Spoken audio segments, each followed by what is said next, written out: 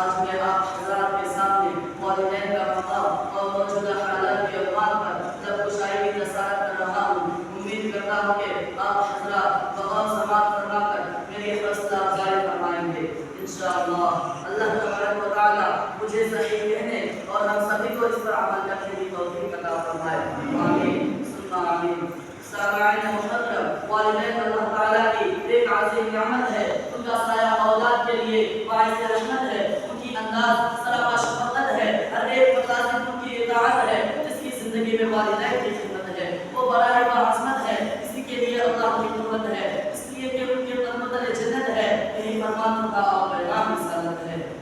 محترم حضرات، جب والدین کا مقام مرتبہ اتنا بڑا ہے تو ہمیں چاہیے کہ ہم والدین کی خوب خدمت کریں، ان کی ہر بات پر اپنی جان فدا کریں، مگر جب ہم اپنے معاشرہ پر ایک سرسری نظر دوڑاتے ہیں تو یہ کہتے ہوئے بھی شرم محسوس ہوتی ہے کہ آج اولاد اپنے والدین کی نافرمانی کر رہی ہے، والدین کو تکلیف پہنچانا ان کا مشغلہ بن گیا ہے، وہ والدین کی خدمت کی بجائے خود ان سے خدمت لیتی ہے، ان کو راحت پہنچانے کے بجائے اذیت پہنچاتی ہے، بڑھاپے میں ان کے لیے ڈھال بننے کے بجائے وبال بن جاتی ہے، ان کا ادب کرنے کے بجائے انہیں گالیاں بکتی ہے۔ تو میں ایسی اولاد سے کہنا چاہتا ہوں کہ ذرا اپنے ماضی پر تو نظر دوڑاؤ کہ تمہاری ماں نے تمہیں بے پناہ مشقت سے جنم دیا اور تم کو 9 مہینے اپنے پیٹ میں رکھ کر تمہاری پرورش کی، اور جب تم پیدا ہوئے تو خود کچی اور گیلی جگہ سو کر تمہیں نرم اور گرم جگہ سلایا کرتی تھی۔ ارے وہ وقت بھی تو ذرا یاد کرو کہ تمہاری والدین نے خود نہیں کھایا مگر تمہیں پیٹ میں کھلایا،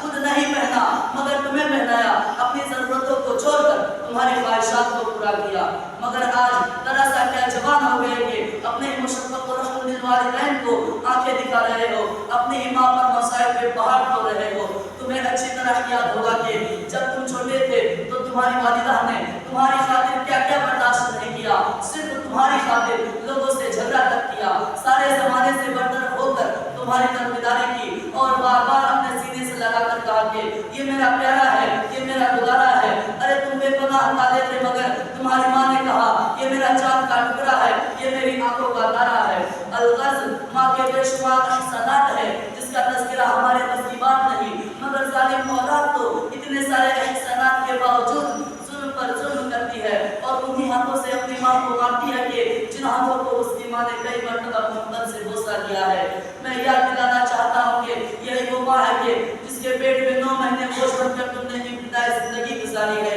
یہی وہ ماں ہے کہ جس نے دشوار و براحتوں سے تمہاری محبت میں برداشت کیا، یہی وہ ماں ہے کہ جس کے پیٹ میں تمہاری یہ آنکھیں بدی کے